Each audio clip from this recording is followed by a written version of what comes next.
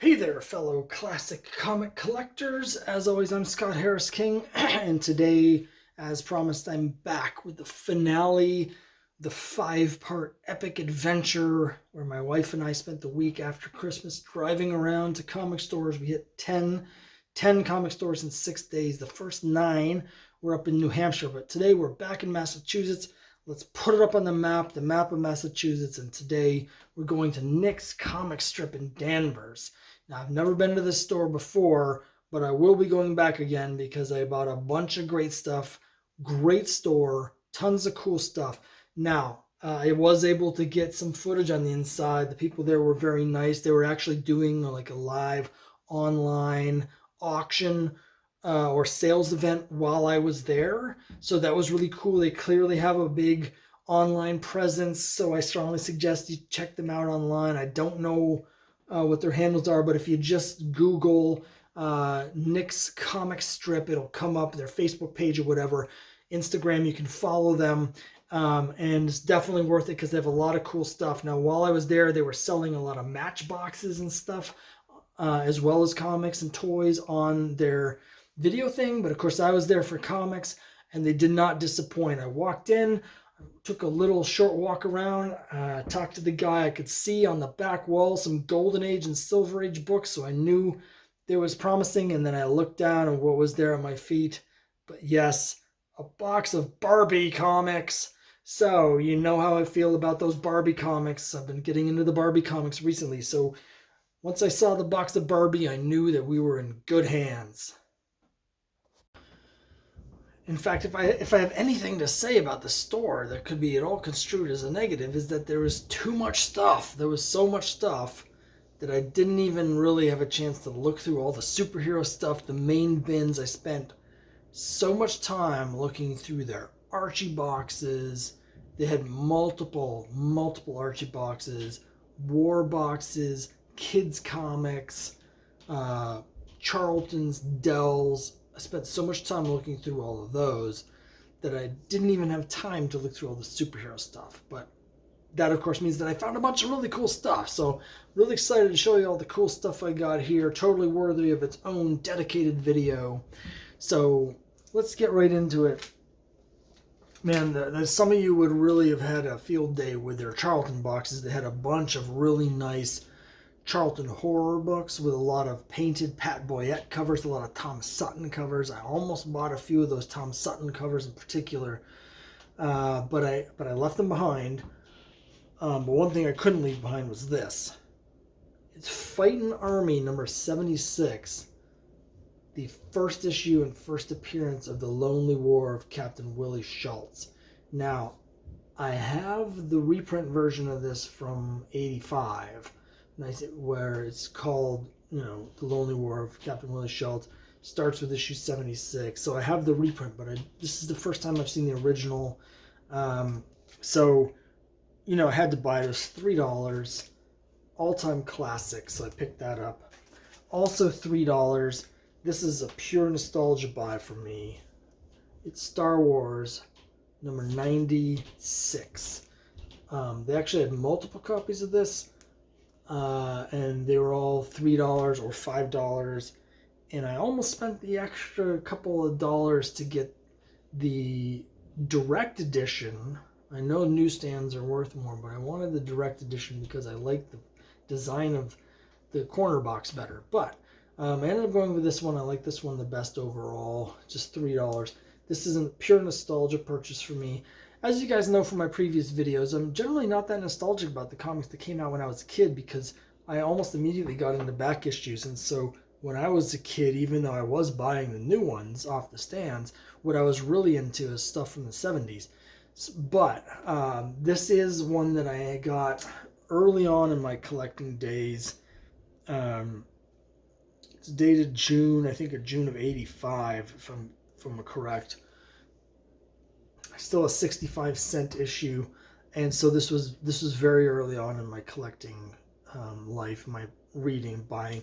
This is when I was still hardly buying any superheroes, if any at all, and I was all buying genre stuff and licensed comics, G.I. Joe, Transformers, Star Wars, Conan, Micronauts, ROM, all that, all the good stuff.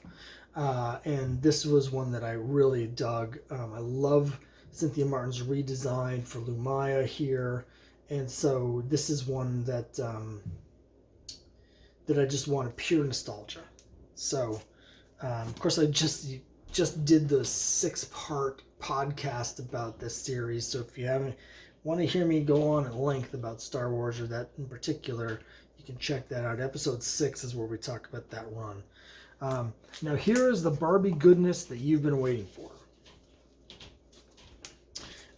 And so let me just sort these through a little. Covers by the usual crew, Amanda Connor, but also some by Barbara Rausch. Let me just show you here. Barbie 37. I'm trying to see this if this has a signature on it. I'm not immediately seeing, and because of the hairstyle, I can't quite tell. But I like how stylized a lot of these covers are. This is a really cool one with the elephant. Here's a really cool one. This is Barbara Rausch. It's Barbie 39, where she's sitting on the moon. This, lower grade, $3. There was a copy on eBay recently that sold for 10 plus shipping. But, I picked these up almost solely for the covers. I have been reading the ones that I have. Story's not so great. They're well done for what they are, but they're very limited by the main character being a boring cipher. So they just don't have the fun of the Archies. But they have such great artwork. And the ones that tend to be the most desirable are actually the underwater scenes where she is in bikinis and stuff. And here's one here that I'm not sure is really taken off yet, but it's Barbie Fashion number 46. There's actually several underwater ones, and we're about to see more of them, because here's Barbie Fashion 22. This is an Amanda Connor mermaid cover. Again, this is about a $10 book, but it's one to keep an eye on. And then the big one here is Barbie Fashion 39. Now this has a number of spine ticks. Another Amanda Connor cover. This is, if you look this up on eBay, you'll see it called an homage to Betty number 8. It's not an homage, it's a swipe. I've talked about this in previous videos. Amanda Connor swiped a lot of covers in her brief run on Barbie. This one is not an homage. First of all, it's not cited. If it's an homage, usually it's either A, a comic that's so famous that you don't have to even mention what you're copying because everybody can know just by looking at it, or B, you cite your source. It'll say like after so-and-so. This, however, is copying a comic that only came out a year before this, and there's no citation. Maybe it sounds like semantics here, but it's definitely a swipe. Anyway, this is a comic that's been selling upwards of $30. $30, $35. There are some lower sales on eBay as well, but they're all buy it now. So that's a matter of people setting a lower buy it now because they don't realize how much they can get. This puts me on a bit of the horns of a dilemma here. As I've mentioned before, I spent several $100s on this trip. 10 comic stores, 6 days. I spent a lot of money. There's part of me that's like, well, I should sell this, get some of my money back from all my purchases. But of course, the reason I bought these is because I collect Barbie, and the covers are so cool. I don't have a copy of 39 yet. I think I might have a copy of this one already, but this one I know I don't have. It also goes well with the other underwater covers because there's, of course, another cover where she's homaging. She's swiping the cover of Showcase 79, the first dolphin. I have that one. So these all sort of go together. So I'm reluctant to kind of break it up. So for now, I'm going to keep it. I've just got to figure out if I can get my money back from selling other things that I got from some of the other stores, then I'll be keeping this one because it is really cool. But these Barbies are not easy to find. The nice guys at the store told me that they almost didn't put them out for sale because the owner's daughter wanted to bring them home and read them. So it turns out that they were right. Someone would buy them, and that guy was me. So I don't see these very often at stores. So I'm really happy. In fact, this is the first time since I started collecting Barbie that I've seen any issues of Barbie at any of these stores. And again, this is the 10th comic store I've been to in the last week. None of the other ones had Barbie. So again, this place has so much cool stuff, almost more stuff than you can handle in one visit. Definitely recommend checking it out. Here's some of the more stuff that I got at the store. Here's some Archie. So here's an interesting one. I got to give a shout out to Metarog. So Roger sent me a copy of this. I just received it a couple weeks ago at the time I'm recording this. By the time this airs, it'll be several months ago. But it is Archie number 282. However, you'll notice a few differences on this. First of all, it says Archie Classic Comics. Second of all, the price up here is $1.25 when it should be like 35 cents or whatever it was at the time. And then, of course, the big tip off here, distributed by So Much Fun. Now, these So Much Fun variants, I didn't have any idea that there were So Much Fun variants for Archie. The ones that I'm most familiar with is the So Much Fun variant for G.I. Joe 63. But some of these So Much Fun comics can be very expensive. This one I've never heard of. There's no like sales recorded on eBay, so I don't know if it's worth anything at all. And Roger was nice enough to just send me one for free. And then, of course, a week later, I'm at a comic store and I found one myself. But I probably wouldn't have thought to even look at it if I hadn't got the one from Roger. So I really appreciate the new information. And we're starting to compile a small list of these weird Archie variants because I had sent Roger a copy of 401, which has a very strange and very rare variant from Club Med. But yeah, so there's a So Much Fun variant. If there's any collectors out there trying to put together a full set of So Much Fun, there it is. Here's some issues. One issue of Archie at Riverdale High. It's issue 100. So this was $2. I'm collecting this series. I'm trying to put together a full run. Ran for, 113 issues or something? I have about half of them. So I've got between 50 and 60 of these now. So it is coming along. So you see here, it says, so long, Weatherby. All right, people, I'm in charge now. Riverdale High turned into a boot camp. So this was at a time for a while there where Waldo Weatherby is still the principal, but there was a vice principal who was this guy who is a drill sergeant type, and he didn't last a long time, but he's multiple issues. So a couple more really cool ones that I've been looking for a while. It's Betty and Me number 81 and number 86. Now, these are part of this great story called Betty Cooper, Betty Cooper. You can see that on both of the covers have the blurb. And these are sort of a parody / satire of the primetime soap opera drama Mary Hartman, which aired in the 70s. And so these are like massively over the top, like ridiculously melodramatic soap opera stories that are to the point of complete absurdity. This series lasted for a few issues. I think it started here, either 80 or 81 is the first issue, and it only ran until like I think 87, so it was like 7 or 8 issues. But this is something where I'm trying to put together the whole run of this story because they're really funny. And I think now I'm only missing one of them to have the complete run. And when I get the rest, when I finish that run, I'll do a video just to go through some of the highlights because it's pretty cool. They did not have much in the way of romance. They had a handful of Charlton romance, but I'm trying to be very strict about what I'm getting from Charlton romance. The one that I really was tempted, though, is they had not one but 2 copies of Haunted Love, number 5, which is one of my favorite romance covers, where it's got it's a blue cover and there's a couple kissing, and there's this massive painting that's like 12 feet tall of this like crazy leering guy with this giant eyeball staring out. Anyway, I've shown the cover before. Love that. They had 2 copies of it. I almost bought them both just because I love the cover, but I managed to hold off. The one romance comic that I did find hiding in the stacks was this. It's Young Romance number 41.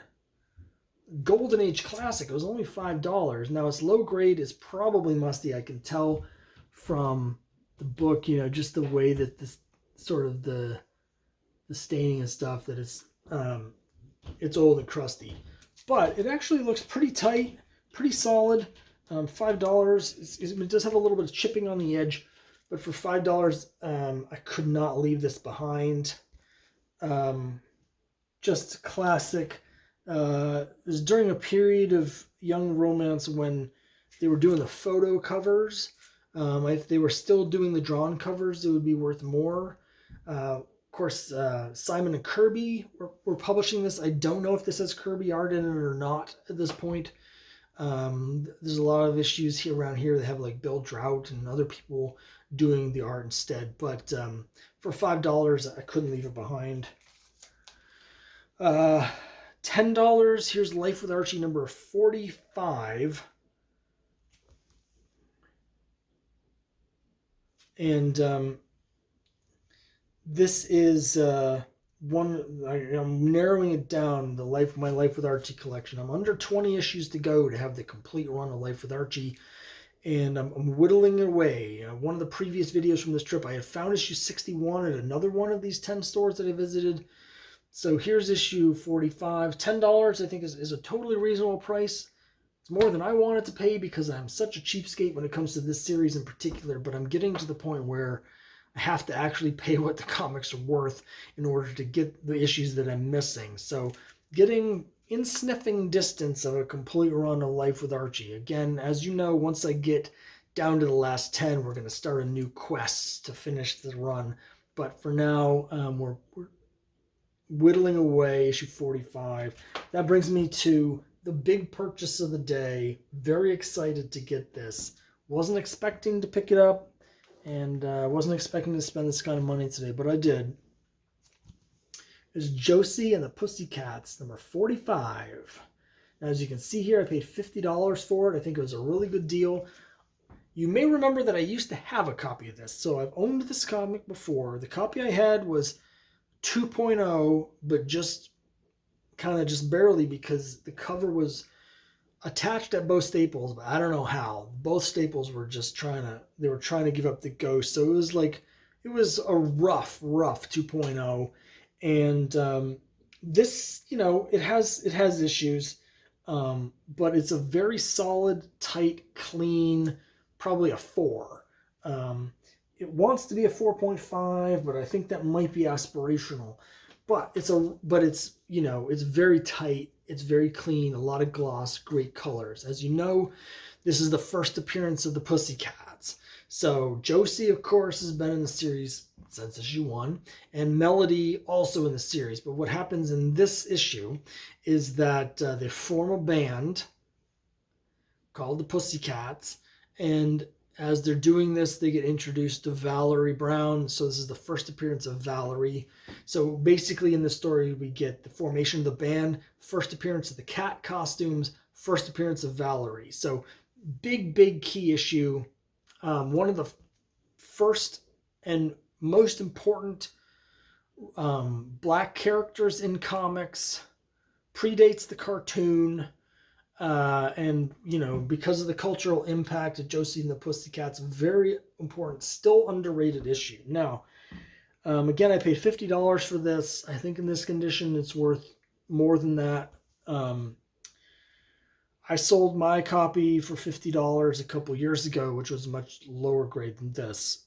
So, you know, even in a 4, I think this is probably worth more like 80 to 100. But this is not something I'm flipping. I did not buy this to flip. I bought this because I love Archie comics, and this is a comic that I want in my collection. The only reason I didn't keep the last one is because it was so trashed. You may remember that not that long ago, I got the first appearance, maybe, of Josie. I got a copy of Archie Pals and Gals 23. In the lot where I got the Archie 50 and the Archie 53, that came with it. So that's one of the big Josie keys. Now I have this one.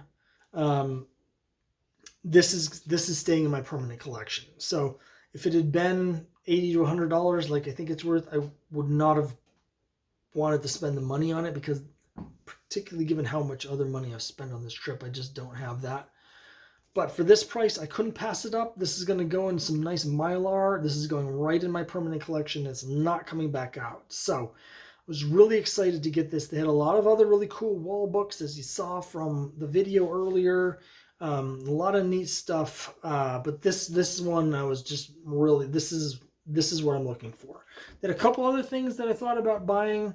In particular, I didn't know that there was a Tool comic that came out. I'm a huge fan of Tool. I don't know, I'm not sure I've talked about that before.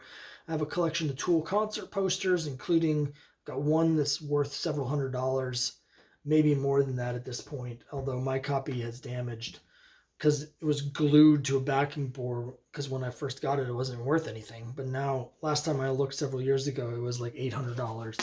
So I collect Tool stuff. Big fan of the band.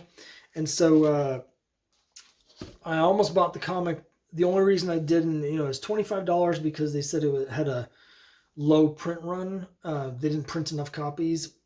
That makes perfect sense to me, because Tool fans are fanatical. And I'm sure that whoever was printing it didn't realize how many Tool fans were going to buy that, even if they don't collect comics. But I've never heard of the comic. I don't know anything about it, so I wanted to just do some research on it before I spent $25 to get it. But that's something that's on my radar. I've got to look into that.